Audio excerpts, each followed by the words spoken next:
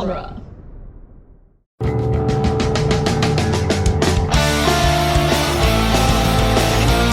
In the world of Hollywood, movies get greenlit and redlit. They get remade and rebooted. But we are the ideal. I'm Sam Gasch, and you are listening to Ideal Remake. Thank you for listening to Ideal Remake. We take movies that either have been, will be, or should be remade and talk about what the ideal version of that remake would be. Today, we will be discussing a movie that got the biggest laugh out of me with the line, "Monsieur, I have to poop!" So, on that note, Alix Sternberg, is What Women Want a movie that has been, will be, or should be remade? Oh, it has been remade already. Yeah, and it was exactly the same and not different at all.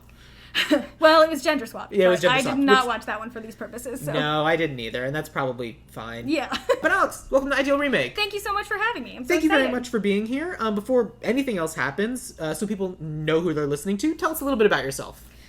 I am a writer and also a script coordinator, writer's assistant from New York. I've been here for a little over a decade. I love gymnastics and TV. And as I was just discussing with Sam before this, I love trashy reality like Big Brother and The Traitors. So that's a little bit about me. That's all I got. That's great. I love it. Do you remember the first time you saw What Women Want? Weirdly, I remember buying the DVD of What Women Want, which I don't know why 2000, whatever, I guess this movie was made in 2000. I did look that up. But, I don't know why 2001 me would have wanted to buy that DVD. But I remember that I did. Big Nancy Meyers fan? I am a big Nancy Meyers fan, and at the time I was podcast listeners, was a big Mel Gibson fan because I loved Braveheart, and he was a lead actor in so many things at the time. So I don't. At the time, we didn't know better. No, exactly. So I don't remember when I saw it originally, but I do weirdly remember buying the DVD, which makes no sense. But I think that's reasonable. There's nothing. Look, as someone with a bunch of DVDs just sitting over there, yes, I have a big physical media collection nothing wrong as well. with buying DVDs. Yes, it's great. I have a list of more DVDs I want to buy. Amazing. That's very fun.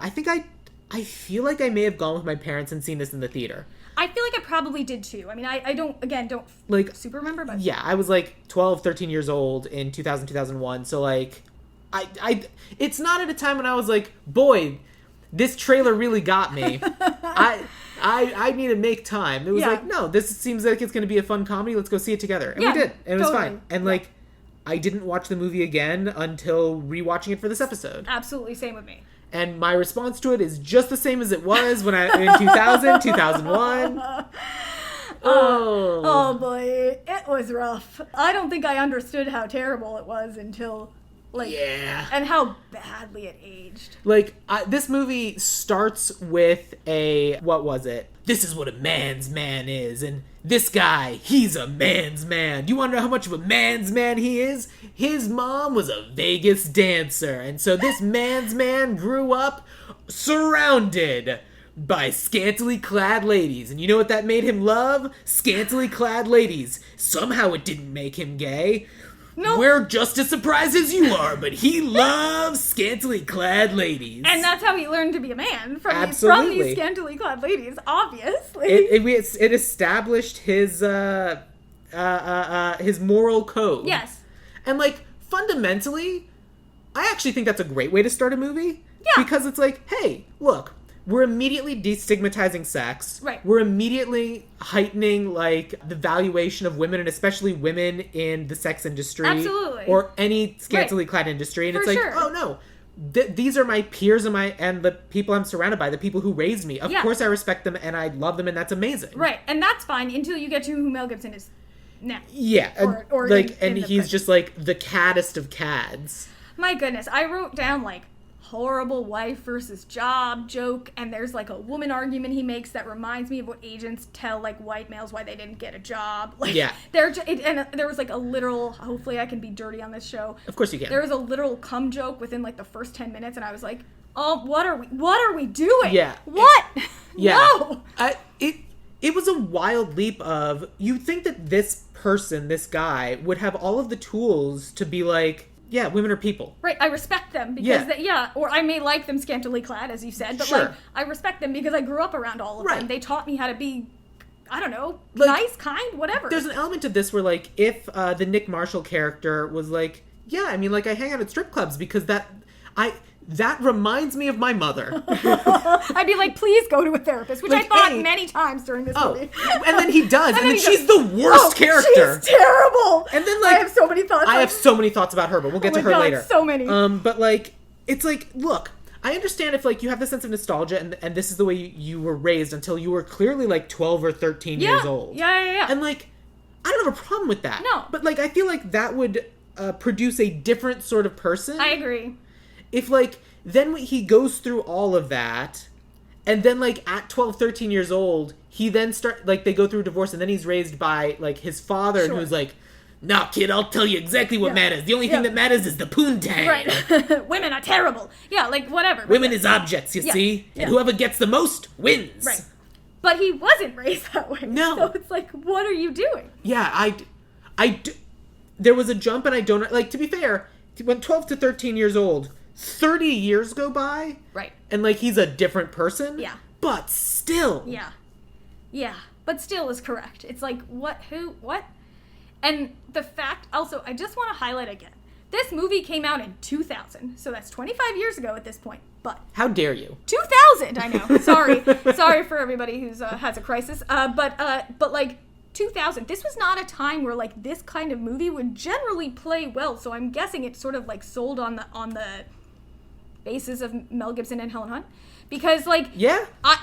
When we talked about this movie and doing this movie for the podcast, I was like, oh, it must have, I think in my head, it was an early 90s movie. Or like a late 80s movie, because that is the way that character felt. That is definitely the vibe. And he smokes. In 2000, you're smoking cigarettes? I was like, what are you doing? Like, I was like, at that point, I know that was not really common, especially in movies, you know what I mean? Like, we're not looking at like a, at like Casablanca, you know what I mean? Like, it's like we're not looking at even like a 70s movie where people smoke constantly. But like, there's also this element, and like that continues with Mad Men, of like people who work in advertising agencies are just like, we're on the cutting edge, but we're also throwbacks, and we're the ones who really understand the real America, but it's all stressful. Yeah. There's nothing more stressful than trying to get into the mind of the American people. Yeah. And if I'm not smoking, get fucked. Right, and I guess there was no like, weed wasn't common then, so like he couldn't like vape. No. So like I guess I get that in what you're saying, but still it still felt astounding. Here's an interesting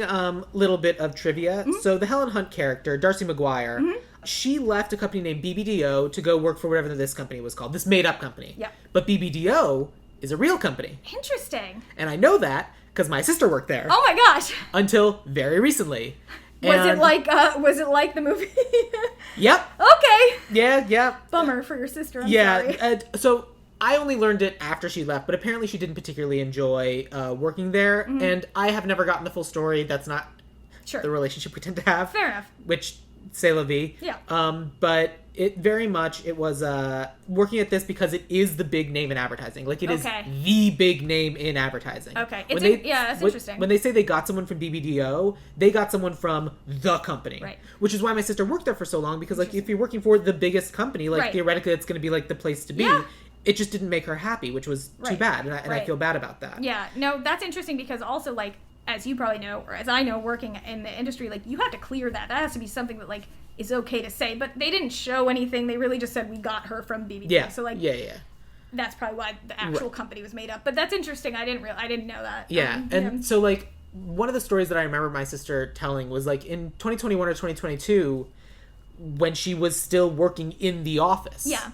And, like, she got COVID a couple of times, and I was like, that's really scary how many people got COVID. And then she said the line that stuck with me for a very long time of, like, oh, someone in our office has COVID at all. So there's at least someone who has COVID at all times. I would have jumped out the window. Yeah. Like, literally. And, like, it's just, like, one of those things where it's like, what? I feel like that's an unhealthy work that's culture. Probably not good. Maybe somebody should stay home. And, like, I feel like there's that element of advertising where that's still true. Because, like, it is sales. Right. And, like, sales is tough. I've been in sales. Sales sucks. Yeah, it's not fun. It's not fun. And they start the movie off by showing that Nick Marshall's character sold, like, his expertise were, like, scantily clad women in ads. And that was working until it wasn't, because they have to advertise to women, you know, the subpar. Like, so as the movie progresses, like, we see that Nick's whole office is covered in the ads that he's gotten sold, which are just like, I'm a scantily clad woman. Yep. Eat it, Carl's Jr. or whatever they are. Right. Like, and it's like, if that's, but fundamentally, like, that will work for a while. And by a while, I mean forever. Yeah. And so, like, I can understand why that person would be successful. It's like, sure. I understand. Oh, you want to sell shoes? What if they were with a hot chick? Yeah, what if she was wearing a bikini on the beach? Ah! Yeah. Oh. Sold. Yeah, and, like, basically, like, that's it. And so, like, but I also understand, like, hey, you know what's 50% of the market? Women. Yep.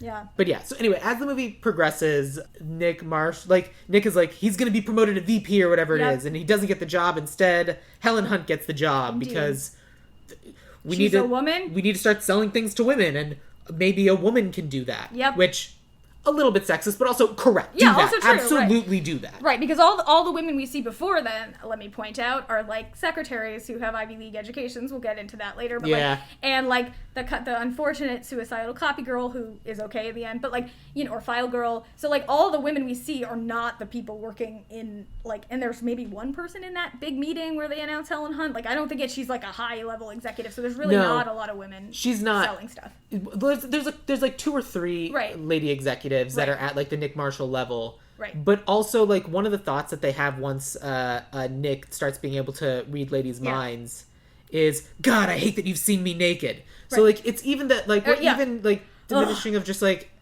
fine. It's not yeah. And like fundamentally like it's Mel Gibson. I imagine there's an element of irresistibility there. Sure. However, Helen Hunt, Darcy McGuire, gets this job. She comes in and she says, hey, $500 million or which feels low now, but whatever. But in marketing, 2000, sure. in marketing sales were for women's products, and we got exactly 0 of that. Right. So now we're going to get in touch with all these different products that are looking for people to sell them. Yep.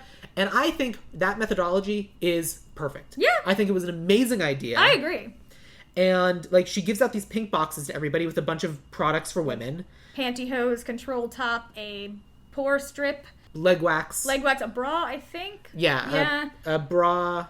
And something in the bath, because that's what he trips over, like these beads. Yeah, I think they're bath salts. Bath salts, yeah. Something like that. And it's like, oh boy, I gotta take home this dame shit. So that happens, and then at the same time, he gets a phone call because his ex-wife is getting married that day. Right. And so he shows up at the wedding, basically to introduce the daughter. Yes. Whose name I don't remember. The character is Alix Marshall, but I don't remember the name of the actress. Oh, Ashley Johnson. Thank you. Yep. A family company. Ashley Johnson she's now in Critical Role, but she was in Growing Pains fame. That is where she is from when she was a little child. That's right. She also is someone in the Avengers. I don't remember who. Yes, a little bit, yeah. I don't remember who either, but like that's on her IMDb, that's the... And this is probably, I mean, I can look up how old she is, but like this was probably what her first role was obviously as a little kid in Growing Pains. This is one of her first like probably teenage roles, I think. Yeah. And like she's good on Critical Role. Yeah, I assume. I've never seen Critical Role, but I watched Vox Machina. I haven't watched it either, but like I know that I've seen her in a lot of stuff, and she is very good. Yeah, and good. Yeah, and so it's like it's fun to see like child her being in this movie. Agreed. She clearly hates her dad. Yep. Rightly so. He's not a good person. Nope. And she has to stay with him for 2 weeks while her mom is on her honeymoon. Yep. And so I also like am on board with the idea of like, yeah, I have to, like, it's 2 weeks. I mean, she's 15. She could probably be on her own. But I get it. They also, do they live in Chicago? I forget what city they live in. Yeah, Chicago. Chicago. So, like, I get it, like, in a city, like, maybe in the middle of, like, downtown, you don't want to, like, leave your kid alone. And you also, like, don't want to make the kid responsible for, like, groceries and cooking and all this other stuff. Exactly. Like, so, like, I understand. And, like, he is her dad. Right. He should be able to do dad stuff for 2 weeks. In theory, just, like, feed her and get her to school. This is not dad. So, like, no one puts up a fight about this at all. She's not happy about it, but she's like, yeah, obviously I have to do this. Yeah. Like, go have fun on your honeymoon. Right. You are married now to not a bad guy. Yes. I like my new stepdad. Yes, he's more of a man than you are. Yes. We also didn't, there was the introduction of Coffee Girl Lola, played by Marissa Tomei. Yes. Who sort of, like, really likes him, has a crush on him, but also doesn't, and, like, because we hear her thoughts, and she just is, like, bad with men, I guess. Like, she was kind of a very developed character. Yeah, she's there for the bit. Yeah. But basically, like, she's there, and she's obviously super into Nick, but she very clearly is like, this dude will hurt me, and I've been hurt so many times. Yes, she knows that, right, exactly. And, again, she is correct. Yes, she's right, yeah. So that's why she keeps spurning his advances, and rightly so, but we'll come back to that later. Yes, we'll get there. So basically, Nick goes home, he puts on, and he's like, I listened to my friends Scott and Nick, former guests on the show. They have a podcast called Franchisography, and they watched all the Nancy Meyers movies. Okay. Or all the movies, like, directed by Nancy Meyers. Okay. And when they were watching What Women Want, they talked about how it was a little surprising to them that this, like, tough guy, macho man, Nick Marshall, was at home, not drinking a beer, drinking wine. Yep. Which, just as a little small thing, they liked. And you know what? I liked it too. Yeah. I didn't really notice, but that makes sense. And the only reason I noticed is because I remember them calling it out. Yeah.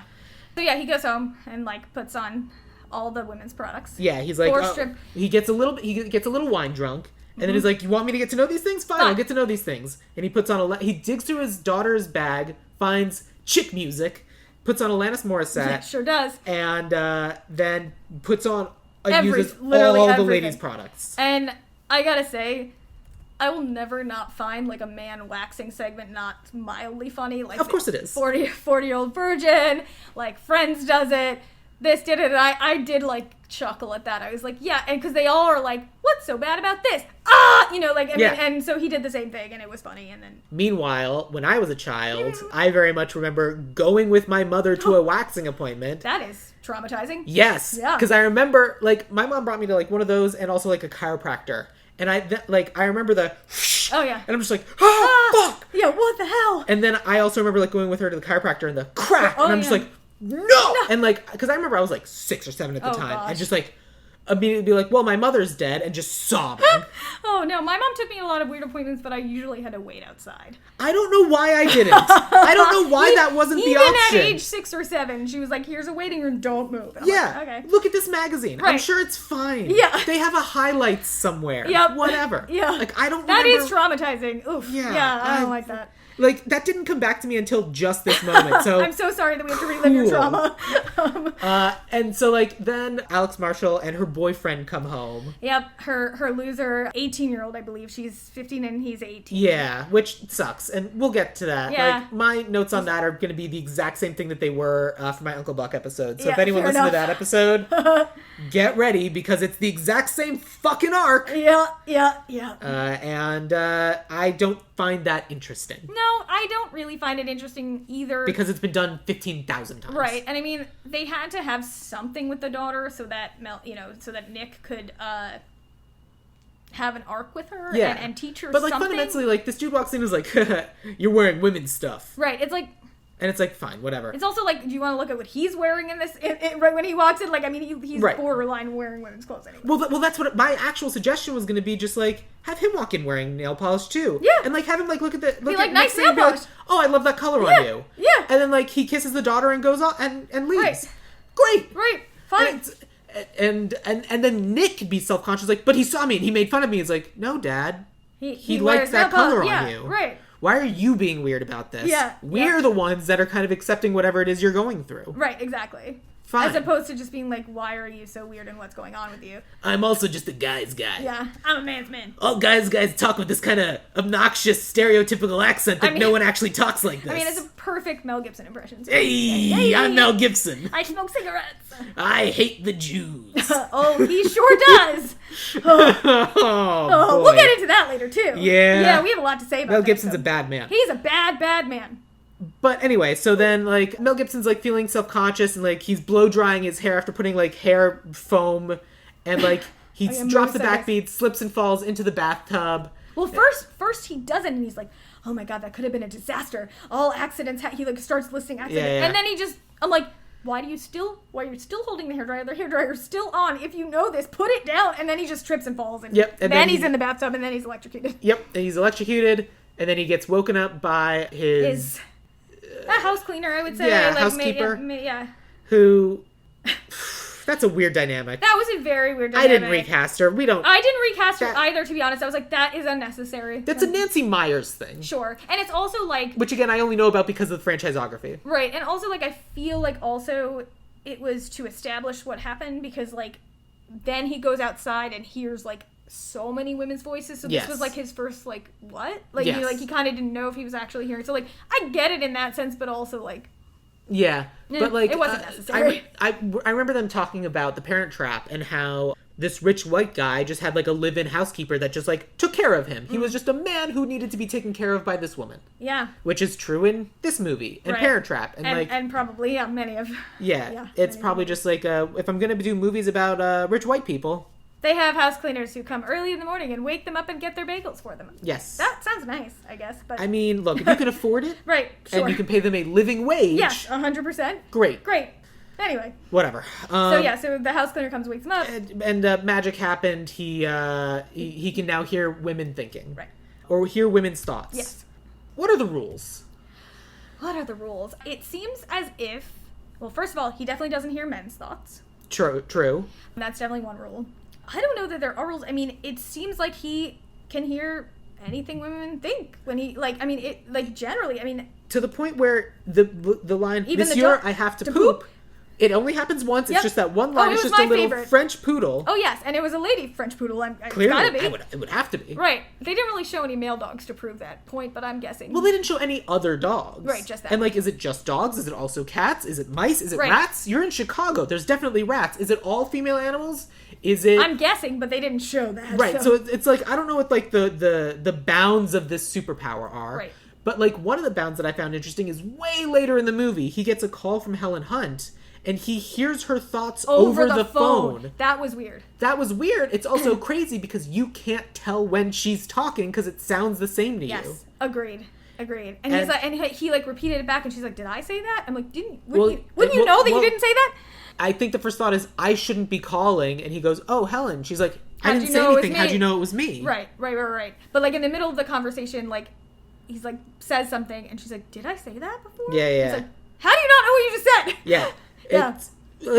I imagine for anyone who's thinking and having the conversation, there is that element of was I verbalizing? Right. I imagine that it is extremely disconcerting. Oh, 100%. But also, as someone with a weird brain, yeah, same. I'm not normally thinking linearly like that. Oh no, I think if somebody could hear my thoughts, they would be like, "What the hell is wrong with this person?" But there's also the element of later in the movie when he's with Helen Hunt in the office and she's visualizing the commercial. Yeah. Not only is she visualizing hearing the words, she's also visualizing the footsteps and everything. Yeah. And I thought that was really cool and interesting. Yeah, I thought that when I also like the segment, I don't know if it's the same one you're thinking of, but when he's she was like, "It's like you're reading my mind," and that's before he's admitted to anybody, and he kind of takes bits and pieces. He doesn't take the whole pitch. He's like, "This thing I think would be better in black and white or whatever." That was before. But okay, that was before. Yeah, okay, but yeah, no, I thought it was interesting that I will say the one thing about this power and this movie and whatever is that his character's terrible and he as a person is terrible. We'll get into more of that, but he does use it to sort of learn something in the end. Of course. Whether he learns enough and whether he should exist as this character, we'll get into. But I did I think we can comfortably say neither of us like the ending of this movie. No, correct. But I do like that he uses some of this for good. Yeah. You cannot say he is not a changed man. Correct. He is absolutely 100%. A changed man. I do think changed for the better. I do too. But it's just the ending's garbage. But the ending is garbage. We will get into that. Or we will get there. But in terms of just the scope of his powers, he goes into the office, he hears all these different people who had been sucking up to the big man on campus and just haha, I gotta stroke his ego to just fucking work with him, and then we find out they all hate him. Yep. And then he deals with his two secretaries and he doesn't hear anything because they're stupid and they're not thinking. Right, which oh god. At the moment I chuckled because I'm I get it, and then I was that's really mean though. Yeah, it's really mean. It's really mean. But then I also had the thought, do you remember in early 2020 when that article came out that talked about how there was 20 to 25% of the population that don't have internal monologues? Yes. And I literally read that and was like, what? Right. How is there anybody who does not have an internal monologue? Exactly. How is that a thing? It's wild. It is wild to me too. And this is, you can't see me because I'm on a podcast, but the inside of my brain is always going at 150 all the time. Correct. That's how anxiety works. Yes, correct. But I had that same response to it, and then I remember a couple years later I was having a conversation with my parents, just talking about how there's this thing and blah blah blah, and then my dad goes, "Oh, I guess I'm kind of like that." And we were like, "What?" He's like, "Yeah, I don't really have an internal monologue." And we were just like, "Oh." Okay. Just all of a sudden, just Right, it just made sense. But, like, fundamentally, it's just like, oh, good. We've been thinking of you in this context, and that context was wrong. Right, and I think if that had been, like, in a modern version, which, again, we'll get to in a remake, if that had been it, like, if it had been that they just really, not that they're stupid, but they just really don't think like that. One of the things that I'm going to want to have a conversation about is how the power works, because I'm really interested in the visualization of it. But also there is a decent chance that my dad is listening to this episode because I know this is a movie he's seen. Okay. And so I just want to say, hi, Dad. Hi, Sam's dad. Don't worry. We actually envy your lack of an inner monologue, and we wish we could have some of that. Yeah, it seems nice and peaceful. It really does. But, like, when we do our version, I feel like there needs to be a very different, like, element of the way we interact with thoughts, to the point where I really think you can have fun with it, of, like, you genuinely, I think it'd be fun to see a thought bubble. Oh, I agree. And, like, that way you can see, like, word clouds and everything else, and then things coalesce into an image. Not just their voice. I think because, that's like, really fun. eventually in the movie, when Nick is stealing Darcy's ideas, and he shows up with literally the exact ad, I don't know how he'd have gotten that from words, but it was identical. Right. And, like, I feel like if he literally saw what she was thinking and then goes and does that, that's very much.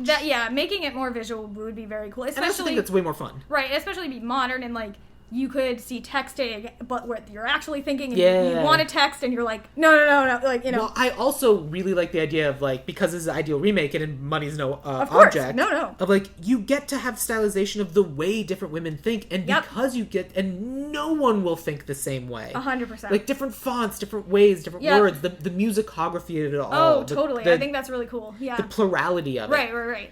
To the point where, like, you get to have the joke about, like, fine, like, it's a very slow thought bubble, but it is still a thought bubble. Right, or it's like the only thought is like, I think I want coffee this morning. Like, it's right, you know, like, it's not like, oh, this guy is a dick or whatever. And it's just like, what am I going to order from Starbucks? Like, it's different than everyone else's racing mind. It literally could be just, like, the image off the cover of a romance novel. It's just that 100%, at all times, forever. 100%. Or to bring it back, like, just thinking about someone from a TV show you watched. Yeah, great. The Traders, whatever. And it's like, oh, I'm thinking about this, or like, whatever.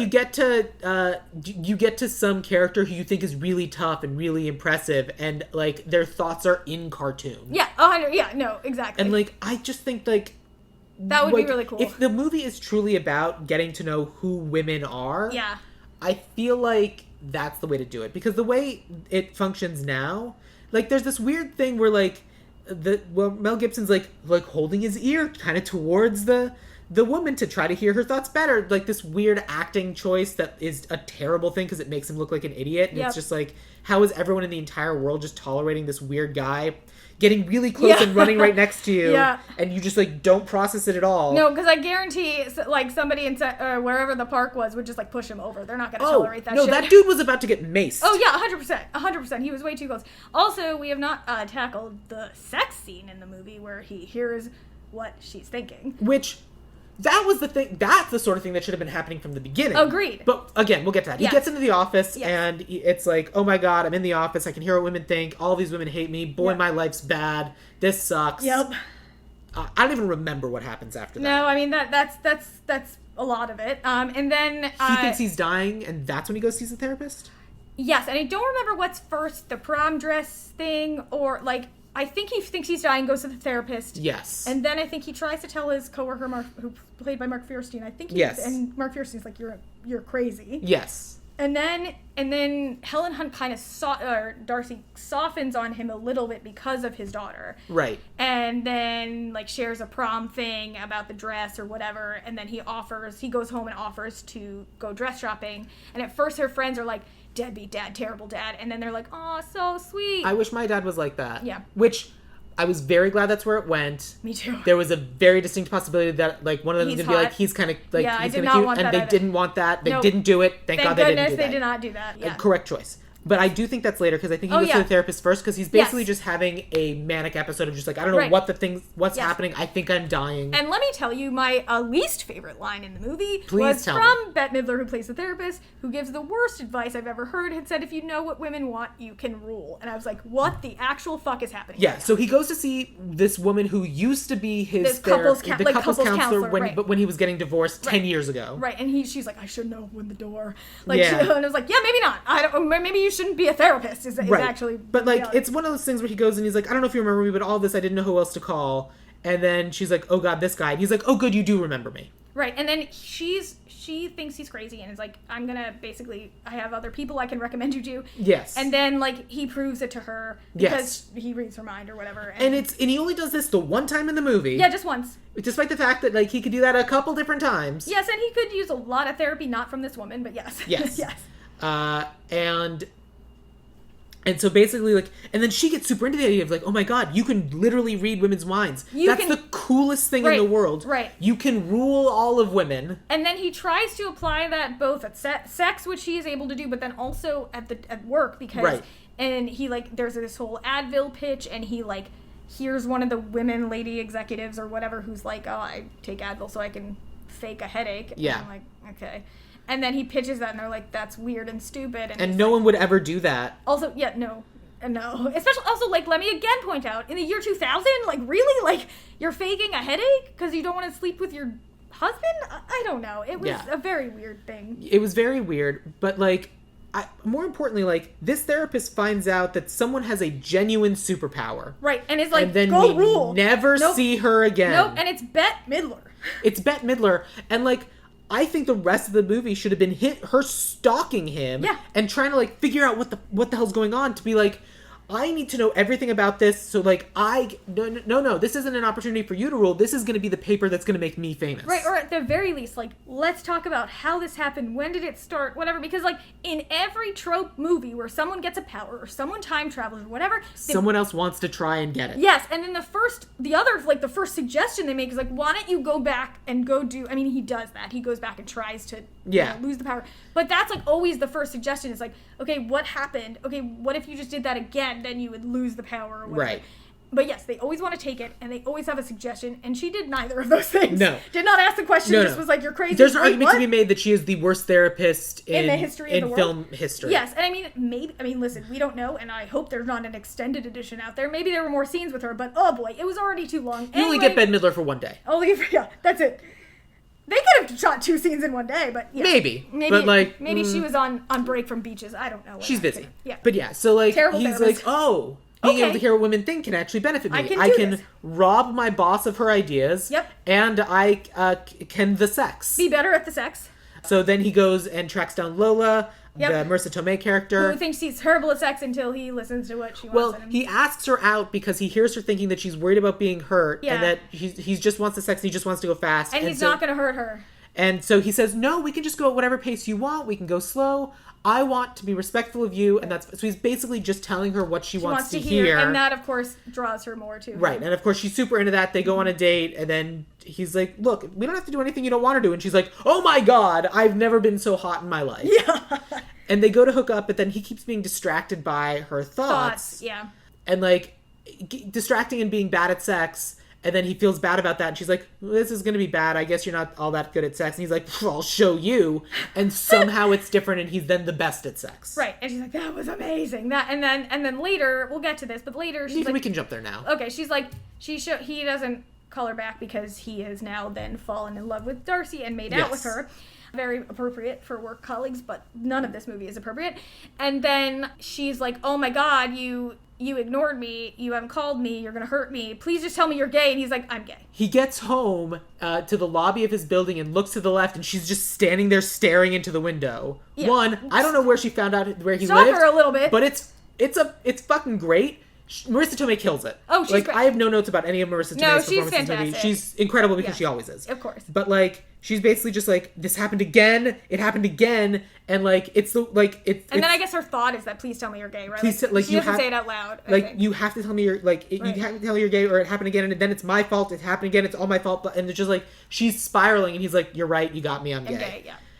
And then we got to my second favorite line? My second laugh out loud moment of the movie. Okay. I only had the two. I had Monsieur, I need to poo. That was a good one. And then the second one was like, as Marissa Tomei is leaving, she throws up the solidarity fist. And I think I blinked and missed that. And then Mel Gibson's like, yup. And I was just like, it got me. That genuinely got me. It was very funny because no. What? Yeah, no. I did like when she was like, you're going to make some man very happy one day. I was like, all right, I guess. Like, he hadn't even gone back to the coffee shop. It's like, oh, loved and lost again. Loved and dumped again. Yep. Poor Marissa Tomei. Poor Marissa Tomei. She just doesn't want to get hurt. She doesn't want to get hurt. She's living by the train tracks. Yeah, I would watch a movie about her character. Yeah. So then... I'm glad she eventually finds Joe Pesci. Me too. So that Nick and Darcy had made out, and then this confrontation happens, and then Nick does the big Nike meeting, which is what they had this big bid for. Yeah. Darcy wants to celebrate with him. And then also Nick's the one that presents all of basically the stolen ideas, but because she was the one that said it, and like she was very there and excited and for she him. also was like, you should do, like, he offered for her to do it, and she said, you do it. Yep. So he gets all the credit, like, obviously, and he doesn't, he only kind of like fixes that when he finds out. Like, right. He's just hopping forward too much when he finds out they fired her. Yeah, I mean, basically the rest of the movie is, the Helen Hunt arc is, they're falling in love, but he's stealing all of her ideas, and then he presents to Nike, and so, like, why did I even hire Helen Hunt? You can sell to women. We don't need her. She's fired. Yeah. Oh no, the house she just bought. And then the arc with the daughter is, oh, you need to go to prom. I need to support you going to prom. I don't like you being a teenager, but you get to go to prom. Oh shit, my daughter's at prom, because it's all happening the same night. Right, and then he gets a call from his ex-wife saying, I just got a million calls from the daughter, and she's very upset, and she's at the prom, and he shows up, and they had that. I will say that was like maybe one of the only sweet-ish scenes in the movie. Like so he shows up, he goes in the girl's bathroom or whatever, he's sitting next to her, she's crying. And then she admits that the boyfriend wanted her to sleep. The trope, sleep with him rather. And she told him she's not ready. And then he went off to find his ex and make out with her and whatever. I wrote, is Nick being a good dad? ? I'm like, maybe. Ish, I mean, better than he was. He is, because for this evening, it is the only evening where he is going to do everything right, just simply based on the notion of everything. Right, exactly. Because we're also not talking about the Judy Greer character, who he spent the whole movie hearing her literal suicidal thoughts. And didn't do anything until the very end. Well, he kept going like, yeah, she's kind of funny. Right. Because he thought the fact that she was suicidal was funny. Yeah, which is insane. And then in the very end, when she doesn't show up for work, he shows up at her apartment. It scares the shit out of her. Yeah. And offers her a copywriting job, because that's what she applied for. And he just had blown her off. Right. But like, in order to get up to her apartment, because she lives in like Chinatown or something. Yeah, who knows? He goes and asks an old Chinese lady. Or an old lady of Asian descent. I don't know what area of the world she's from. But like, hey, do you know where to get to this? I'm here to check on her. And she goes, oh yeah, you have to go that way, past these exploding transformers that rain sparks on him, and he loses the ability to hear women thinking. Correct. And then he goes upstairs and saves Judy Greer from killing herself. Yep. And boy, the thing that she's been wanting this whole time is gets approval and a job from this fucking guy. I know. But what's also weird is that, like, she's like, I wasn't gonna hurt myself, and it's like, you spent she says something like that. No, she says that in response to him saying that. Okay. But I'm like, you spent the entire movie, we heard your thoughts, and you were gonna hurt yourself. Right, jump out a window. But she never said it out loud. Okay. And now he can't hear her thoughts anymore. So we don't know what she's thinking, but presumably the thought was like, how could you possibly know that? Right. Okay. Like, I like, there's the bottle of pills, all the pills are poured out, they're ready to go. True. I think absolutely she was going to. Oh, no, I thought so too. That's why I thought that was like odd. I guess it was like, maybe she's just telling what she, when he wants to hear. Yeah, it's the thing where it's like, someone says, you were going to kill yourself. No, I wasn't. No, I wasn't. Right. Yeah. Yes, you were. Right. So he saves Judy Greer. And gets her a nice job now. Yeah. Sure. He saves his daughter, and then he goes to Helen Hunt and says, by the way, this whole time I was robbing you. I mean, I'm in love with you, but like, I was robbing you, and like, I guess that's fucked up. And she was like, I have to move, and he's like, no, you don't. You have I got your job back. I also saved you. Yep. And then she says, line. Something about the knight in shining armor, but I forget what it is. No, it was something along the lines of, how can... And then she says the line is like, well, I guess if I have my job back... You're fired. You're fired. Right. Which, again, correct. Duh. Absolutely yes. Yes. And he's like, yeah, that makes sense. I mean, like, obviously now I'm in trouble, and boy, it sure sucks. This is my lowest time. Yep. And then as he's leaving and being sad, she turns around and goes... How could I possibly not help the man that I love when he is feeling so sad or something like that? How can I not rescue him or something? Yeah, something like that. And then she goes and makes out with the dude who stole all her ideas and got her fired, but luckily didn't get her fired. And then they make out and live happily ever after, presumably, despite the fact that the whole thing that she really liked was that he was a step ahead of her and was like thinking what she was thinking. Yep. What the fuck? It's a fucked up ending. We don't like it. Nope. We do not.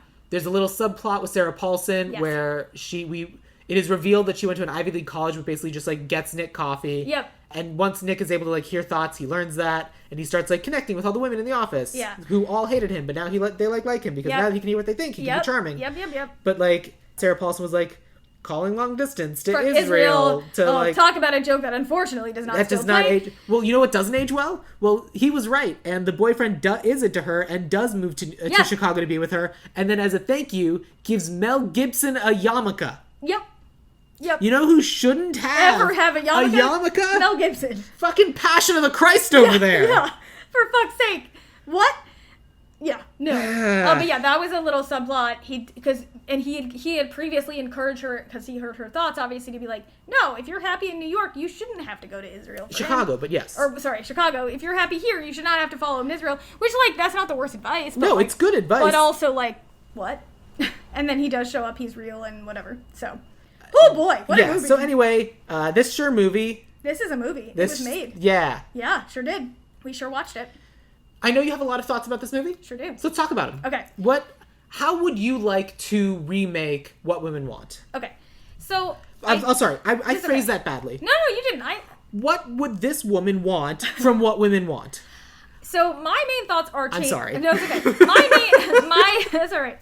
My main, like, biggest thing is fundamentally changing the character of Nick Marshall. Great! Because he is a fucking dick. Sorry if anybody's offended by my language, but he is. He's a dick. He is. That's all he is. I think he is in dire need of an upgrade, in dire need of an attitude shift. My idea is sort of like he's not an actual awful womanizer. Yeah. This was a thought, a pitch. I'd love to hear what your thoughts are too. Obviously, that it could be about a divorced dad, still keeping that kind of like dad-daughter relationship, because I know we talked about that a little bit. Yeah. His wife is still getting married, like remarried in the original, but he's like very down on his luck. He's tried the dating apps, he's tried all this stuff. You could have a funny dating app montage, either when he can hear thoughts or he can't. Maybe he has one chance to nail a big account at work, whether we keep it advertising or not, I don't know. Or he'll get fired. He has like a shitty apartment, and he just doesn't know what to do. He doesn't know how to relate to his daughter. I think honestly, I would probably keep the funny montage of the women's products without the sort of misogyny. Sure. My all pitch also was like, it could, if we want to sort of keep that sort of like air about him, it could be like a playboy who just doesn't care, doesn't want to settle down. It's not that he's like a womanizer. He just doesn't care. He has other things going on in his life. He's the top of his career. But I hate seeing somebody treat women badly. I'm sure we all do, right? And I hate, like... Oh, no, I'm cool with it. I just hate seeing that, like, kind of, I would call it almost like a caricature of a man. Like, he's just, like, a fake man. And so, I do like and want to keep having a daughter and having a relationship with his daughter and figuring that out. And I think when we'll get into the recasting and stuff like that, but I do think I want to keep Darcy, Darcy McGuire? The Helen Hunt character? Yes. No. Yes, I want to keep it so that, like, I want to keep it so that she does sort of, like, they have to work together and maybe they hate each other from the top. Like fundamentally, at the end of the day, this is a rom-com. Right, exactly. So they have to rom the com. So I just think, like, he still should go from, like, he still needs to have an arc where he, like, understands women and understands things better. But I do think, like, he just should not be this total awful womanizer who grew up with, I mean, he can grow up with showgirls, I guess, but maybe that taught him different things. I don't think we need that. Yeah, I don't, like, this movie was over 2 hours long, and I'm sorry. Too long. No. Like, we don't need that intro. Like, Correct. Literally, we can start with him waking up, whatever. It does not matter. Right. I think that, like, because obviously this needs to be a contemporary movie, whatever. Like, I think that if we do that, we have a couple of different options. There's the Manosphere option, where he has reached a point where it's like he doesn't value women, and it's gotten to the point where he is that level of terrible. And if he is that level of terrible, I don't really want to watch a movie about it. I don't either. Like, I don't want to see the dude who's commenting on women's pictures. Nope. Like fundamentally, like, as soon as you start being a guy who comments on women's pictures. Yeah, no. Oh, my thoughts, by the way, with the dating app and the montage was more that he just, like, was like, I've dated this one. Not like, not like being a dick. Just like kind of down on his luck. No one really wants to. I'm presenting the version I do not like. Oh, yes. No, fair. Okay, yes. I do not like that either.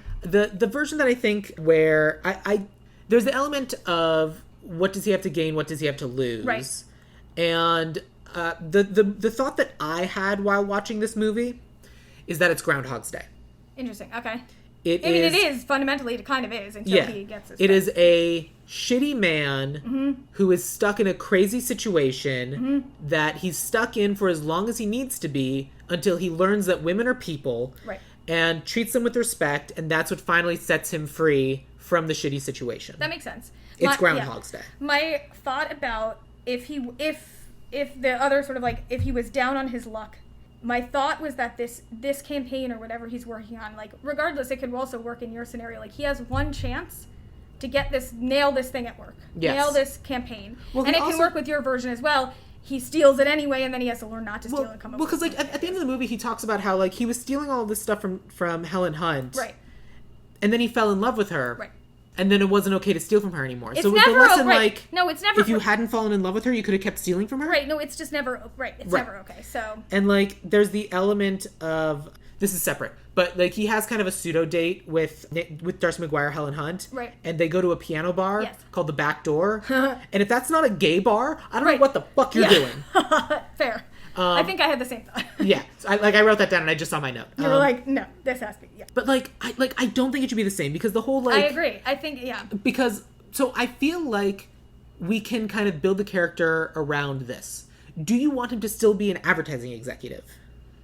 I mean, I'm okay with that. Like changing it doesn't, like, unless changing it gives us something, there's no reason not to. I really don't think it does. I think an advertising executive is, like, a fine profession for this main character. I don't think that changing it really changes who he is. We're changing who he is, not what he does for a living. I think that's fine. Yeah, so, like... It doesn't have to be the scantily clad bikinis that he comes up with, but he can be an advertiser. Well, especially because, like, there's a lot... like, I would argue that 25 years later, the United States is a lot more prudish than it was 25 years ago. Yeah. To the point where what would have been a bikini woman advertising someone is now Sydney Sweeney in a full-on jean ensemble. Yep. And I think and also, like, just really promoting eugenics. Right. Yeah. Oh, God. And I think also making him an advertising executive, like, it's so different, like you just said, but, like, he has to adapt to all these different formats now. He has to figure out how to advertise on TikTok. He has to figure out how to advertise on Facebook and Twitter and all this stuff, which is, like, maybe something that he doesn't really know how to do. And because then it doesn't necessarily need to be like, oh, I'm going to have a new boss. It's like, I'm going to have a new colleague. Right. Exactly. I pictured the same thing. It's going to be some young kid who's going to come in and have all this. And then it turns out, no. She's my age? How does she know all of this? Right, and maybe that can be part of his relationship with his daughter and learning from his daughter. No, I need you to teach me all the apps that are on your phone. I need to know, and I think that would be really interesting. Like, that's genuinely a way to bond. And she's like, I don't want to show you all of this. I don't want you on this. And he's like, what's Snapchat? What's that picture? And she's like, no. Yeah. Those disappear. What? No, I mean, I think it is so. Perhaps instead of a box of products, it is.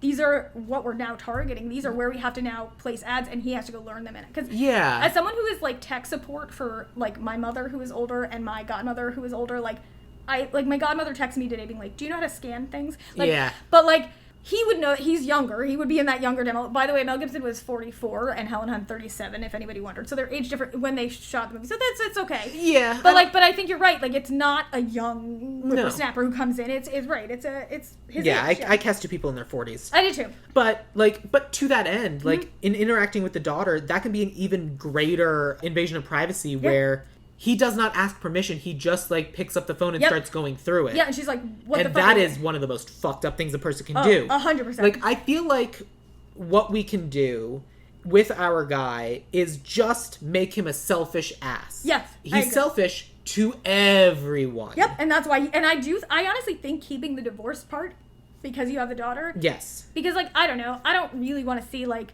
knocked up a woman and just pays child support and has to watch him for 2 weeks. Like, I don't want to see that movie. So, like, I feel like, he was married, and he is a selfish asshole, and it didn't work out. He has a daughter who he does genuinely, is trying to relate to, but Yeah. And, like, look, sweetie, I only get to see you for 1 weekend out of a month. Right.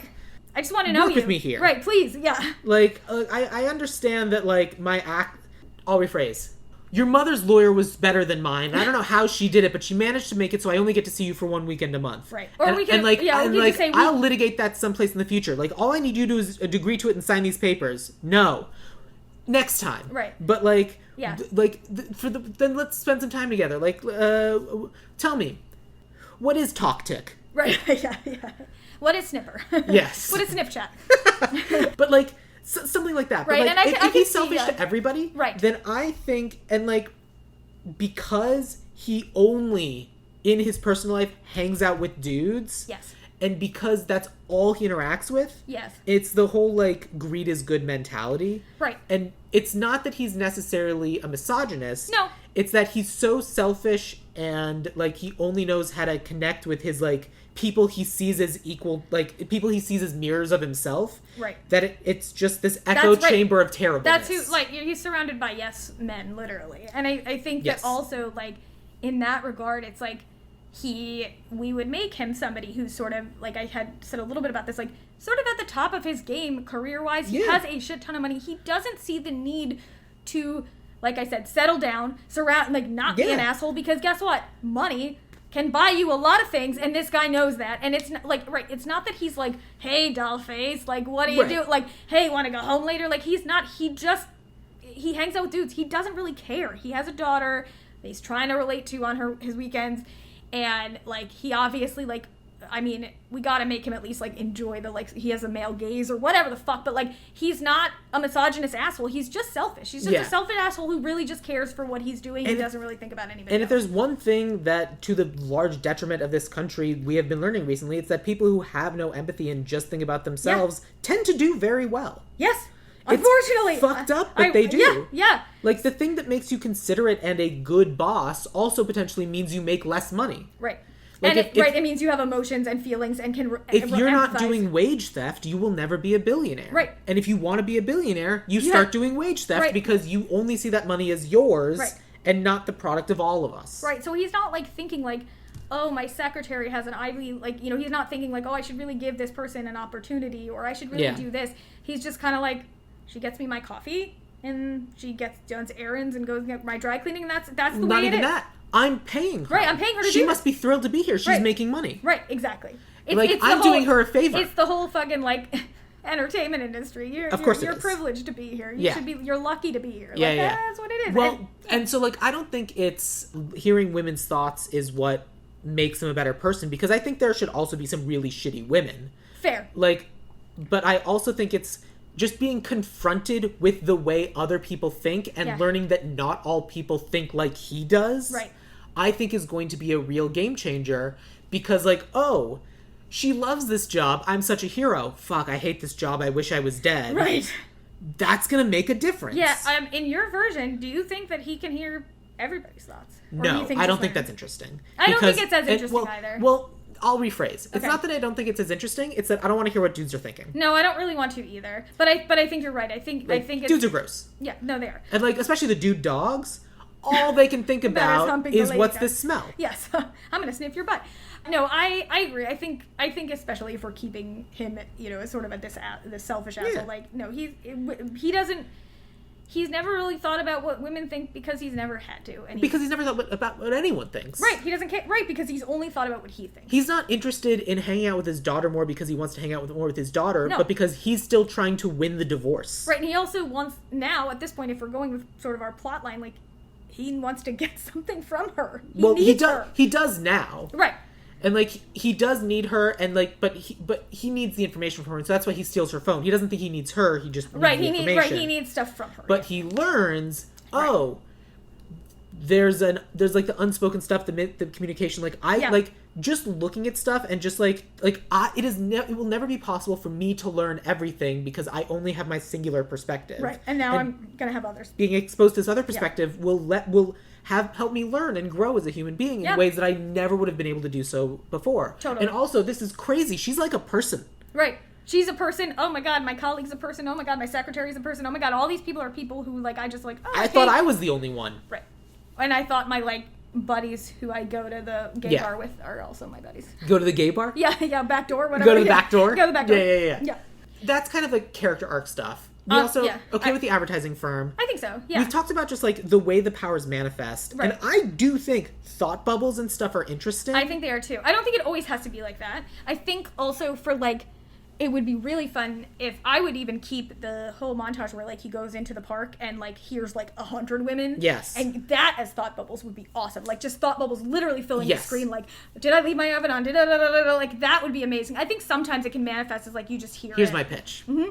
we have thought bubbles, but you've seen the TV show Ghosts, right? Yeah, sure have. So if he happens to touch one of the thought bubbles or walks through it... It pops. It pops, and he now has all those thoughts. Oh my god, I love that. I love that a lot. So, like, he can, like, see and read and, like, do all of those different things, and he can be... And so part of the reason why he's stuck at the park is because he's surrounded by thought bubbles, and he would be overwhelmed by all those thoughts. He can't move because he's surrounded by things that would fill his head with thoughts that are not his own. And I think that can be really funny fodder in the office if somebody just, like, wants to come... A woman wants to, like, come and talk to him. He's like, scared. He's like, no, can you please just, like, stay... Like COVID days, like, stay 6 feet away. Like, I don't want this bubble to pop and get in my head. Like, I don't need to see... No, and he still sees it, obviously. He sees it, but he's seeing it, like, as it's happening instead of, like, experiencing it and having the thoughts himself. Right, I do think that, like, you want to keep a little bit of, like, the voiceover because I feel like... That's what happens. Okay. That's what happens when you pop the bubble. Got it, okay.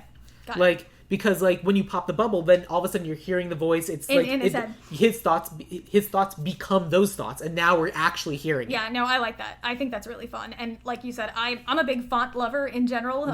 Fun fact about me. And so I think seeing people's fonts and, like, also the musicality of, like, I mean, there's got to be someone who just has, like, a horrible, weird orchestration amongst their thoughts, like circus music or whatever. I don't have a great, you know, like, yeah. Hell, he walks past a busker. Right. Yeah, exactly. Like, there's some really good rife opportunity there, and I think thought bubbles are great. I really like that. Yeah, and there's also the thought bubbles where he's like, I would really love to have this knowledge, but, like, is respectful is like, no, these are your own private thoughts, like the thoughts of his daughter. Yeah. For example, the daughter who is sleeping in the next room and having dreams. Oh, gosh. And he's like, I could see what she's dreaming about and experience that, but I'm going to be respectful and let it be. Oh, yeah, I like that. I'm curious. Eventually. Yeah, I'm curious what the sort of, like, arc with...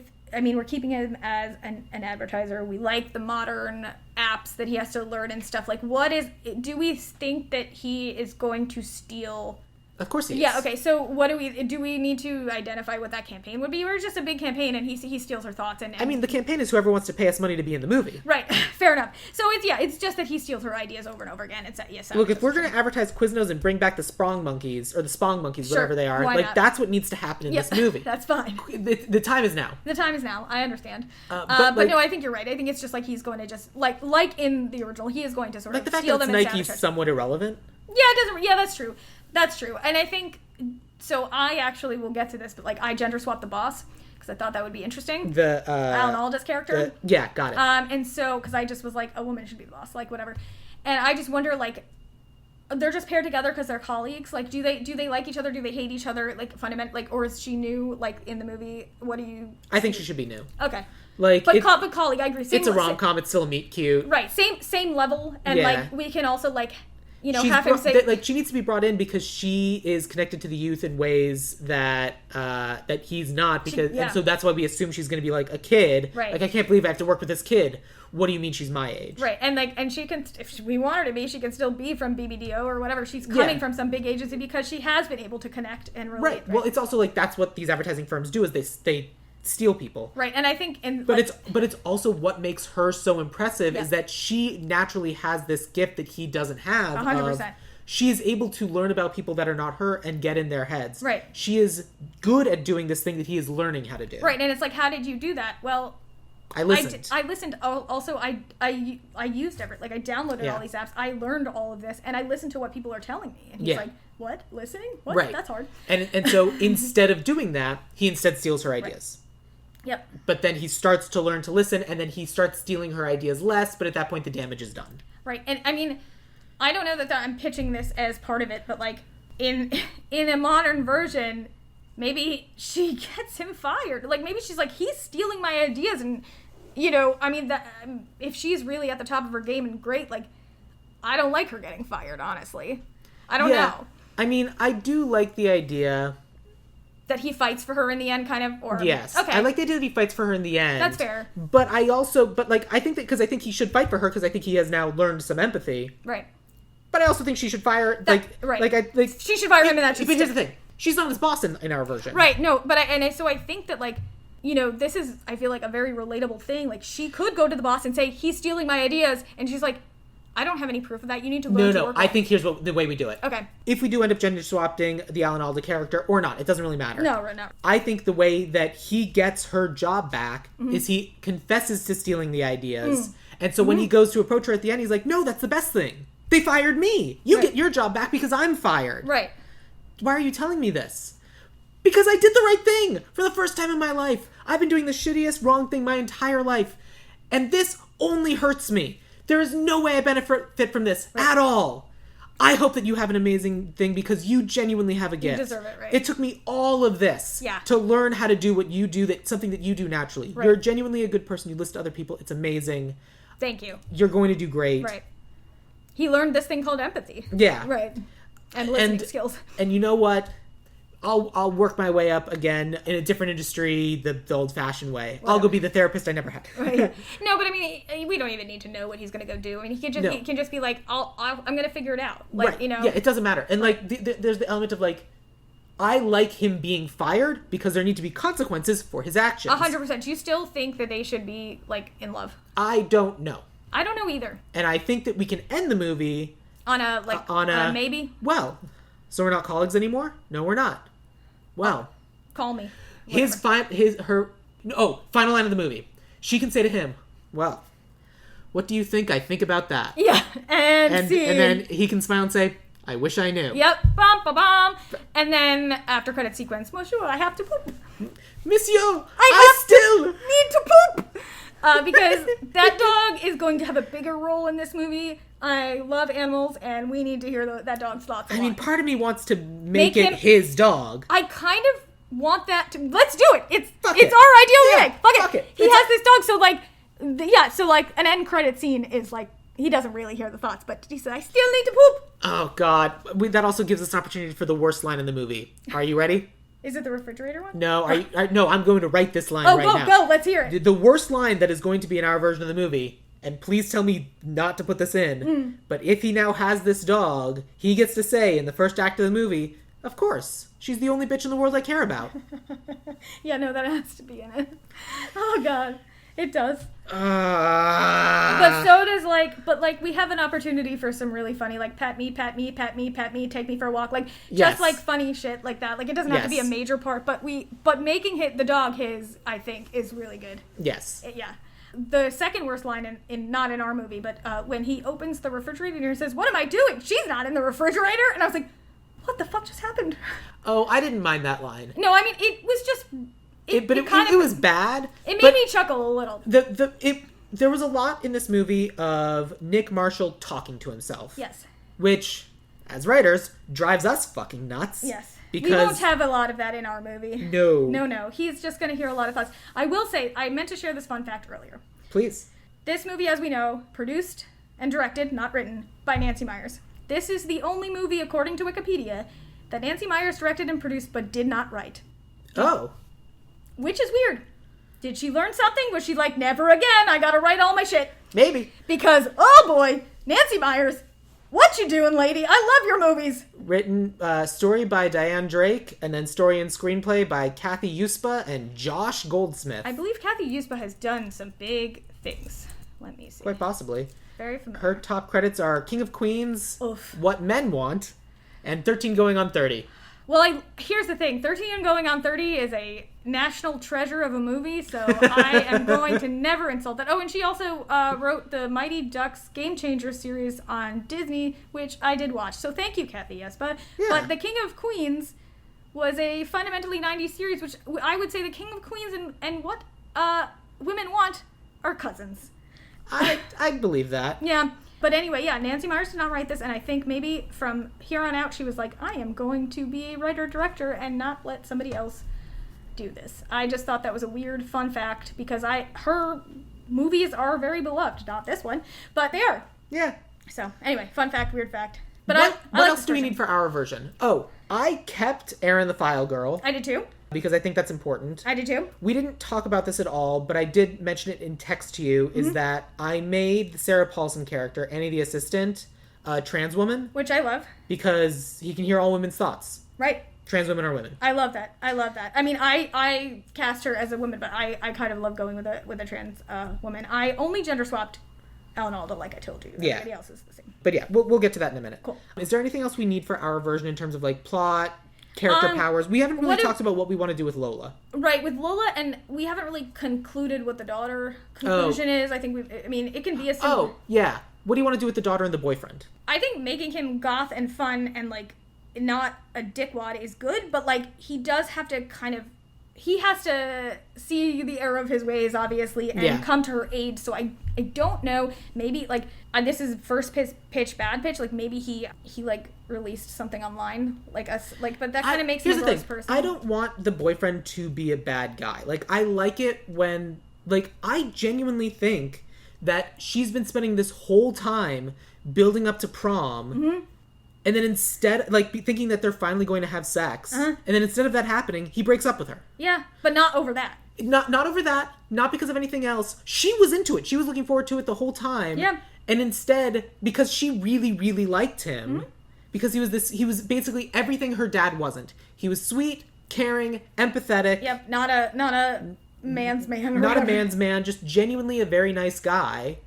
But this teenage kid, this 15, 16-year-old kind of makes the decision, I don't really see a future with you, and I want us to break up before we do something that like regretful kind of. Well, no, not before we do something we regret, but before we do something that, because I'm already feeling as though I'm not into you as much, I don't want us to have sex, because then you'll be more into this, and I don't want us to have a bigger emotional connection that I feel like it will be worse to break up later, and so I'm breaking up now. I have an alt pitch for that. I like keeping the boyfriend the way you're saying. I like keeping him, like, a nice, fundamentally nice guy. Yeah, opposite of the dad. Opposite of the dad. I wonder if the way that he comes to her aid doesn't have it really... it may have to do with prom or a dance or whatever. Sure. But doesn't have to do with sex and the boyfriend, but I don't know. I love seeing sort of realistic portrayals of mental health online. On TV, in movies. I think that there's not enough of it. What if, like, she has an anxiety attack or a spiral because of the prom, because of the pressure she put on herself? Not that she didn't want to have sex, whatever. Like, she wants to have sex, she's looking forward to prom, whatever. We don't even have to mention sex if you don't want to. Great. And... You mean we don't have to mention sex for a 15-year-old? Yeah, we don't have to. That's crazy, but I mean, I guess fine. Whatever. But he has through the movie, finally kind of listened to her and understood, and he comes to her. I mean, there's, like, very specific, I mean, you and I both have talked about anxiety. Like, there's very specific things you need from a person, especially if you're having a panic attack. And he has learned from that. Or it doesn't have to be a full-blown panic attack. He has learned from that, and he kind of comes to her aid, helps her through it, and she goes and she has a delightful prom. Great. I think no, yours is better. I like that. I like both. I like both, and it was a 1, 2, 3. Absolutely. I think keeping the guy as just a nice dude that's totally opposite, it's great.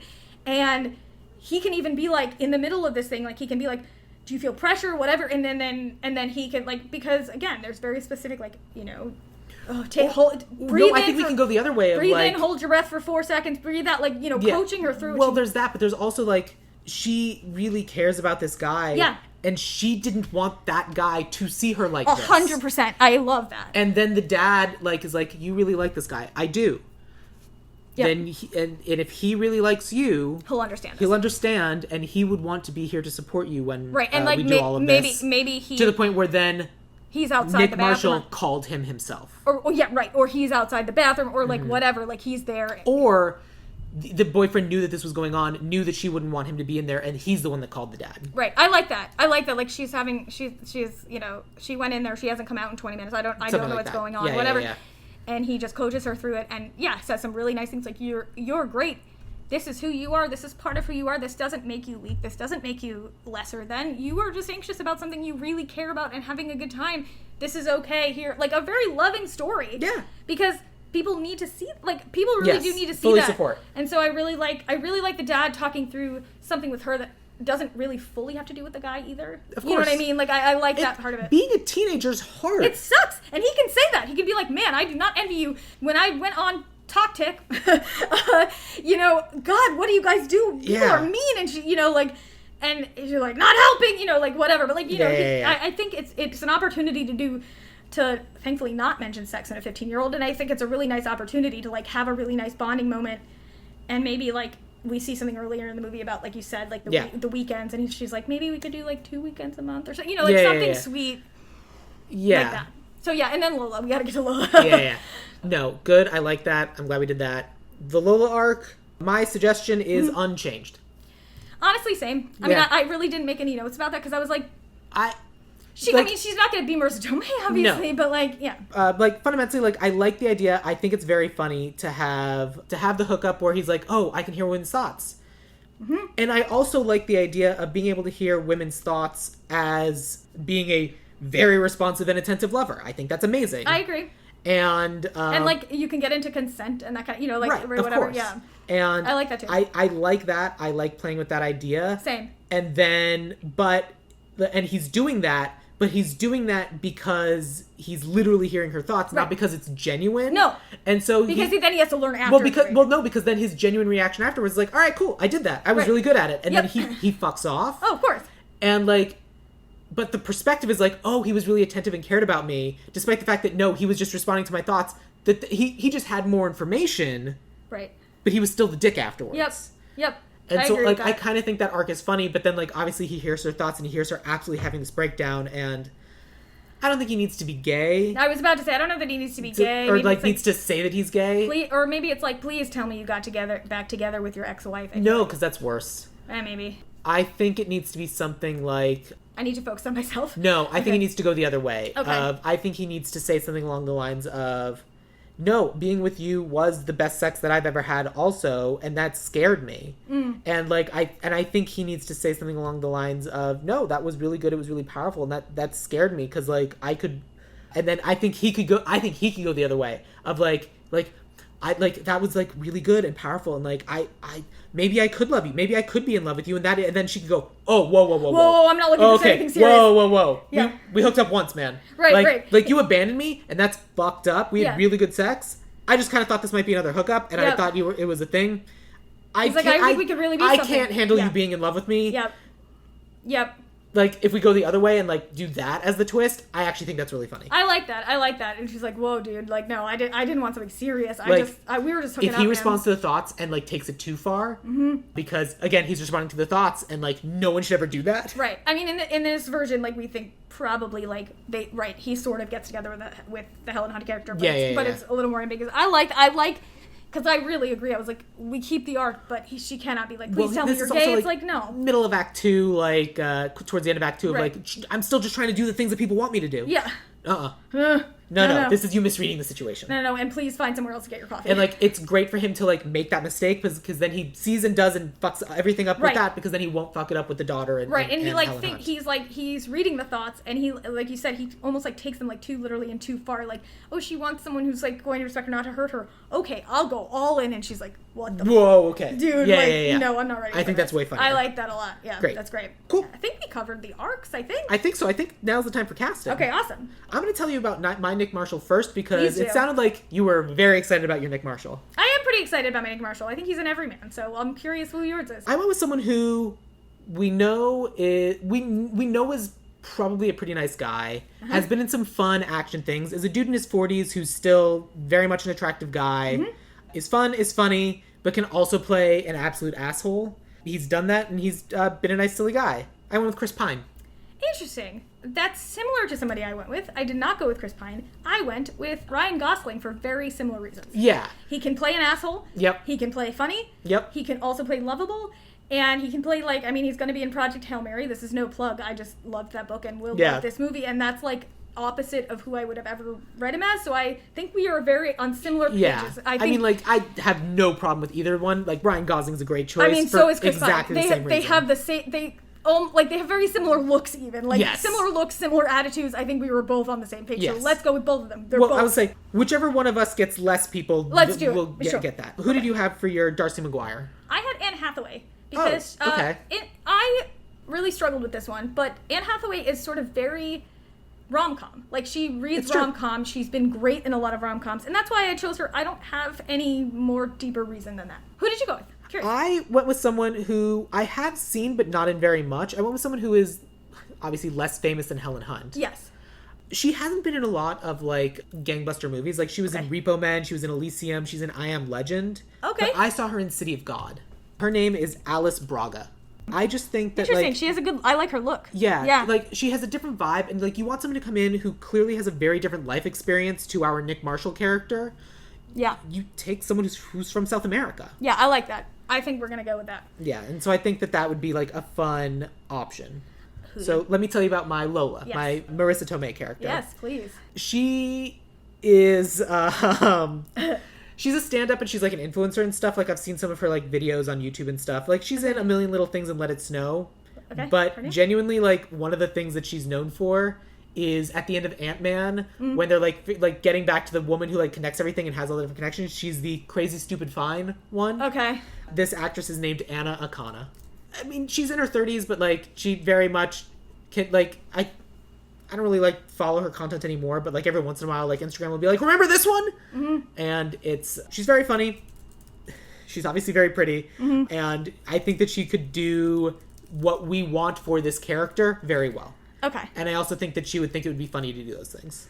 I know you said no A-list. I wouldn't really, I guess she's A-list, but at this point she hasn't done movies in a while. So I guess she's sort of like A- list. So sorry, this is like my one A-list person that I chose. Just because I think she's very funny and she can hold her own, I picked Emma Stone. Oh, okay. I don't know that and you want to pair Emma Stone with Ryan Gosling? Yeah. Why not? It'd be hot, but no, I know they've done it. No, I know, but I didn't think about that when I picked her because I was also sort of I had a bunch of people and I was like Emma Stone. I like her. Let's go with the stand up. I think it's a different cut. If Emma Stone is working as the coffee shop girl, we think the movie's going to be about her. Right. That's why I would make it Anna Akana. I think so. Who did you? Or I can tell you who I had. Please. My next one is. I'm very interested. My next one is Alix, Ashley Johnson, the daughter. Oh yes, please tell me. So I picked a choice between two people. Again, this is the only time I did this, but I was torn between the two of them. Great. So one of them is Maisie Stella, who was in My Old Ass most recently. She was also in Nashville, but she was very young. I was going to say, how old is she now? She's maybe like 20. They're all going to be they're not 15. Yeah, I found an actual 15. She's 20. She's 21. I didn't. And then the other one is younger. Who's the younger one? Yeah, this one is younger, but I will say, her name is Emma Myers. She plays the roommate on Wednesday. She very much looks like a teenager. She is older, but she does not play older. Emma Myers is a good choice, though. So I think we can believe that because she literally plays. Yes, that's like literally her thing, yes. And she could be the daughter of either Ryan Gosling or. Yeah. Yeah, she's older than the other one. She is, but she looks younger. She does. So like if she plays the roommate on Wednesday, right? It's fine. So I'm gonna go with Emma Myers. Yeah, I think that's. Who did you choose? I chose a 15-year-old. She was in Cocaine Bear. She's in Home Before Dark. She's in the Florida Project, but like as a child. What's her name? Is Brooklyn Prince. I know who she is. Yeah, she's a great choice. Yeah. And she is a literal child. When I looked her up, she's like literally 15. I was like, well, I'm not gonna Google any more teenage girls. Yeah, good call. Just for your history and your yeah. Whichever. I mean, I think the reason why I chose Emma Myers is like Ashley Johnson in this role and in general. A Family Company. Kind of. I'm so sorry. It's okay. Kind of has like a sort of like a slight amount of edge. She does. And I felt like Emma Myers in Wednesday and Emma Myers just in general has a slight amount of edge, and the person you picked is a little sweeter, so whichever way we I agree with that, and I actually think that's a good argument for Emma Myers. Yeah, that's what I think so. And not just because, is she Nancy Myers' daughter? That would be a very interesting coincidence. I don't think so. Is Emma Myers what would be like related to Nancy? I think they spell it differently. They do, Myers, so probably not. No. But she also has been a child actress. She's been in some other movies and such, and no, Nicole and Jeremy Myers. So no. I would love to hear who you have for Erin. By the way, on IMDb, she is Erin the File Girl. That's how I have her written here. I found an actress who hasn't done a lot. Okay. Her two like big credits is she was in The King of Staten Island and The Sex Lives of College Girls. Oh, who was she in Sex Lives of College Girls? I don't remember. The actress's name is Pauline Chalamet. Oh yeah, she is Timothy Chalamet's sister. Oh, there you go. She is. She does have a relation. Yes, I know. Yeah. I like her work a lot. I went for like a kind of. I don't know, it was a weird choice, but I like her work so much, and I think she can do anything, and it's Dyken Lockman from Severance. I thought she just was different, and I thought she brings a lot to all her roles, but I like your choice a lot, too. Pauline is younger, too. Yeah, Dyken Lockman. She's a little bit on the old, like, I think she's older than... She's definitely older than Pauline, but... Well, because, like, I remember seeing her in... She's been in a lot. Dollhouse is what I saw her she's been in a lot. Like, she's been around for a while. Like, I saw her let's go a little younger. I think let's go with Pauline Chalamet. Yeah. I love that you made Annie, Sarah Paulson's character, trans. I We'll tell you who I picked, and then I want to hear who you picked. Please. I wouldn't say she's A-list, maybe now, but I picked Io Adebari from The Bear. My guest for the last 3 episodes has picked Io Adebari. I mean, and I don't think we've gone with her for any of these episodes. I'm so sorry, Io. No, that's okay. I don't know why I said that's okay. I'm not Io. Yeah, she's just so great comedically. But yeah, of course she is. Yeah. Anyway, like I saw Bottoms. She's great. Yeah, same. She's extremely funny. And yes, and I think as somebody who like really doesn't want to work for a boss, she could really work. But I just like the idea of a trans woman. So and I very specifically wanted to cast a trans woman that everyone knows is a trans woman, but because I never want to call out the fact that she's a trans woman. The same way that Barbie did. Fair enough. Of like, so that's why I went with Laverne Cox. Oh yeah, I know. Of like someone who comes in and is like, I'm better than being your secretary, but I'm stuck with this job. Yeah. And I think Laverne Cox could pull that off very well. I love that. And Let's go like, with that. We hear what she's thinking. Yeah. So my one gender swap is Alan Alda's character. Yes, I want to hear about. And I am really not Dan Wanamaker, but Dana Wanamaker. Dana. I am really into this choice, so I really hope you like it. I picked Jean Smart. Great. I love that. I think that's great. She's just awesome. I think that's very funny, and I also think that Jean Smart can very much be the sort of advertising exec where like she survived in a man's world. Exactly. And she's gone to the top and she knows what she's had to do. Well, even more so, like she's the sort of person who like because she survived in a man's world, she surrounds herself with men to continue to give herself that air of legitimacy. Exactly. And that's why at the end of the movie she's like another woman who couldn't hack it. Yep.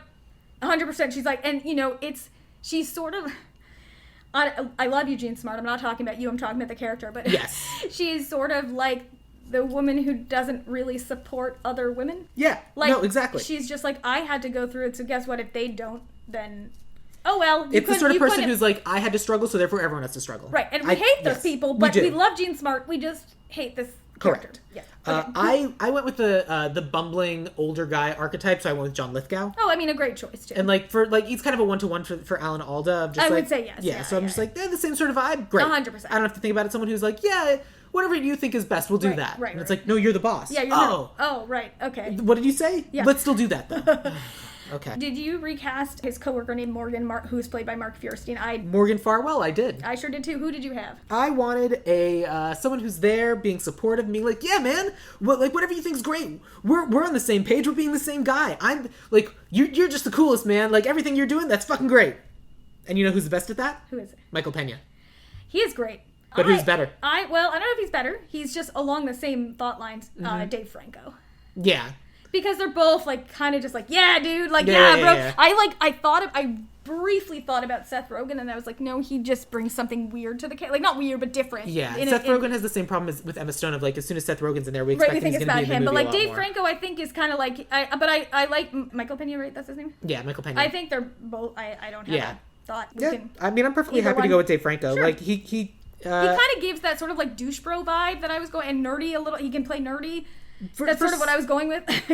I've known who Dave Franco is since that bad last season of that season 9 of Scrubs, and then I watched Other Space. So like I've known who he is for a while, but he's still not like a household name. He's really not. And like for that, like you can absolutely see him like very much being and becoming another Nick. Right. To the point where it's like, oh, you can see this echo chamber kind of happening. Right, and I think he's that's a good. yes man. Yeah, exactly. Yeah, but I think Dave Franco actually potentially fits that role better because Michael Pena is kind of like a barnacle hanging on, like, I'm supporting you, yeah, you're doing great. And obviously he can play whatever. He's a very good actor. This guy is sort of like an echo chamber. Like Dave Franco's like, we're the same. We are the douchebags. We're both being selfish assholes together. But we have money. But because we're doing this together, it's okay because someone else is doing it too. Right. I'd stab you in the back, but I know you'd stab me.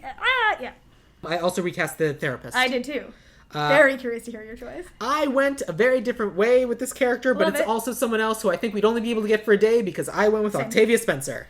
Very interesting. I love that. I went for someone also who you'd only get for a day, and I went with Olivia Colman. Oh, interesting. Just because I think she's kind of like, gives that sort of like, you know, because Bette Midler played a terrible therapist. I was like, who else could play a terrible therapist? Who else would not really like? Yeah. Maybe Olivia Colman, but I really like. We didn't talk about the therapist. Do we want the therapist to still be terrible?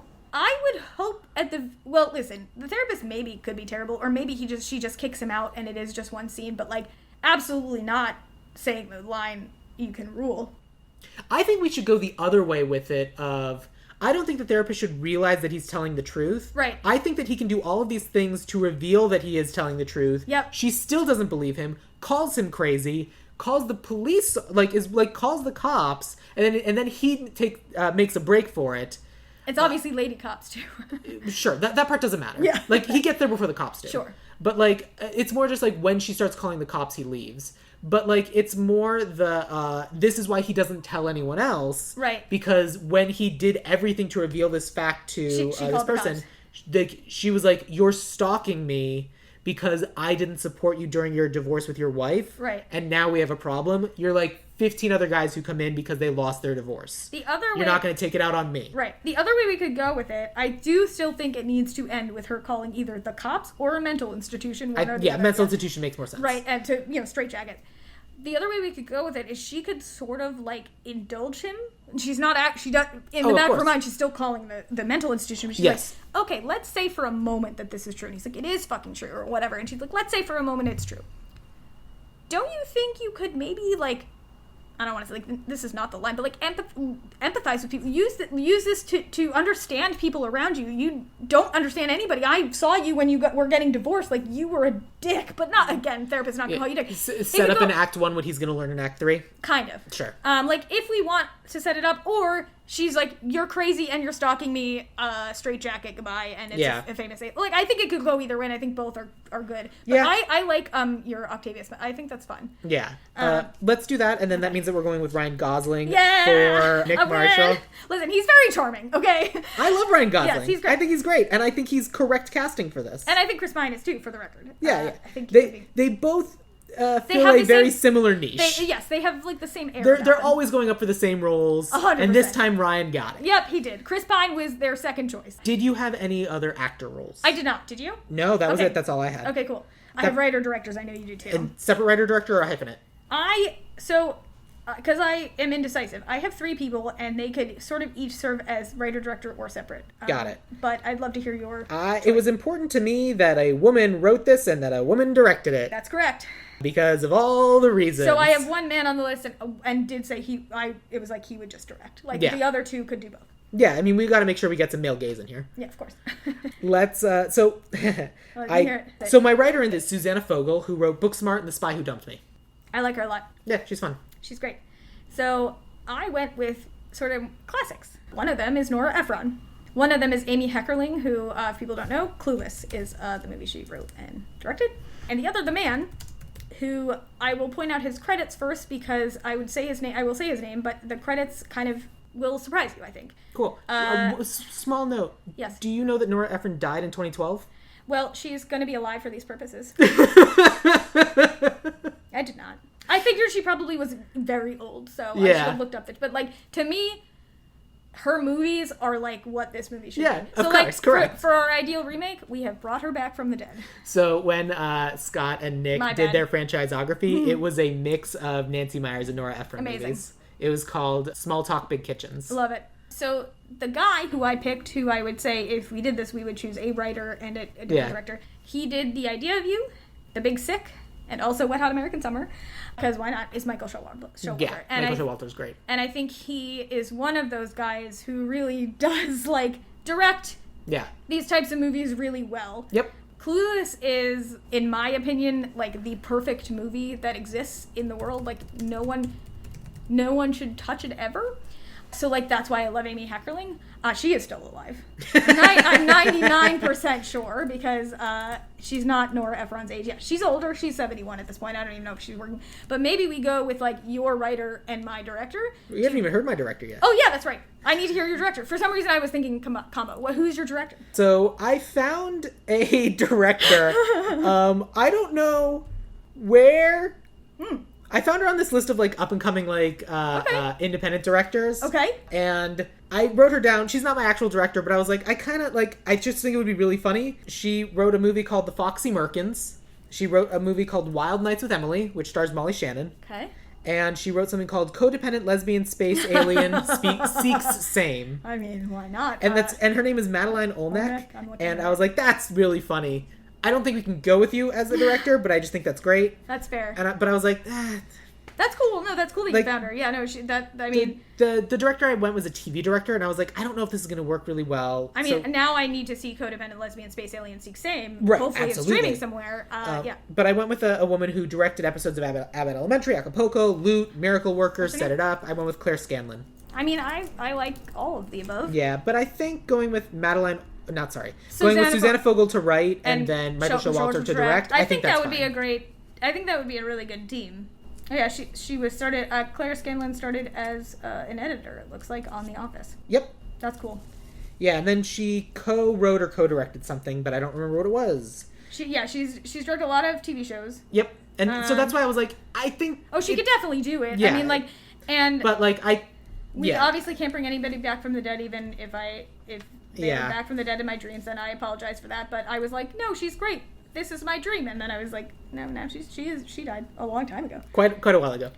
Fun fact about me is I was in a play she wrote when I was like in first grade. Oh, that's fun. Yeah. I know the songs. I'm not going to sing them on a podcast, but there were songs. Fair. Yeah. We have our What Women Want casting. We sure do. I think it's great. Listen. Nick Marshall is going to be played by Ryan Gosling. Darcy McGuire is going to be Alice Braga. Lola is going to be Anna Akana. Dana Wanamaker is going to be Jean Smart. Alex Marshall will be Emma Myers. Morgan Farwell will be Dave Franco. Annie the Assistant will be Laverne Cox. Erin the File Girl will be Pauline Chalamet. The therapist/counselor will be Octavia Spencer. All of this will be written by Susanna Fogel and then directed by Michael Showalter. That is What Women Want. Alex, you going to go see this movie? I'm absolutely going to go see this movie. Hell yeah. Honestly, it's going to be charming. It's not going to be cringeworthy. There's not going to be cigarette smoking in our movie. No, ma'am. And it's going to be delightful and not misogynistic. It's going to start misogynistic and then become not. Correct. Hopefully. But not in the same level of misogyny and no anti-Semitism, but not in the same level of misogyny as Mel Gibson played Nick. I think. Correct. I think that also Ryan Gosling and Chris Pine, who you had chosen, offer a much, I don't know, nicer. I think Ryan Gosling does it even better. A much just more relatable person. Yes. Mel Gibson in this movie is the least relatable. Correct. You're like, who is this literal cartoon of a man? Correct. Literal cartoon of a man. So I think that Ryan Gosling will bring an air to it that is not like that. So even if he's being a misogynistic asshole, he's not this level. I agree. He's level 5 instead of level 100. Yes. And that is going to be good. So. Are you going to see it? I mean, probably. You're I'll watch it on streaming. I'll go to a screening. There you go. Yeah, same. It's gonna be great. It's our movie, so yeah, we'll go to a screening. That's the end of the episode. Yay. Alex, thank you very much for being my guest. Thank you so much for having me. This was so much fun. Now's the time for promotions and plugs and stuff. Is there any social media you want people to follow? Is there anything you want them to watch or do or listen to? I'm kind of a weirdo and sort of private on socials, so you can find me if you really want to, but if I don't know you, I probably won't confirm that you can follow me. But plugs, if you want to watch my gymnastics movie made for 13-year-old girls and 13-year-old Alex, it is called Full Out 2. It is on Netflix. If you want to get me pennies to the dollar, you can watch my Supergirl episode called For Good, episode number 312.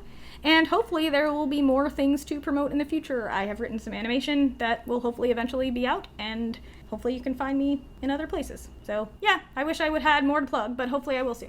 I think those are great things to plug. Thank you. And they're actionable things. Yes. Let's get you those pennies. Thank you. That would be great. My bank account thanks you. And thank you so much for having me. This is so much fun. Good. I'm glad. If you're interested in following me, I am on Instagram at Ideal Remake. You got there. I'll get it figured out eventually. Yeah, I got it. I'm also on BlueSky at Sam Gasch, SamGasch. I've only done this 174 times. And if you want to talk about what you loved most out of Full Out 2, You Got This from 2020. Hopefully a lot. You can join us on the Discord at the Dueling Genre Discord, which has links in the podcast show notes. But more importantly, I will end this episode the same way I end every episode. Alex, what is your favorite quote from the movie What Women Want? Monsieur, I need to poop. Yeah, perfect.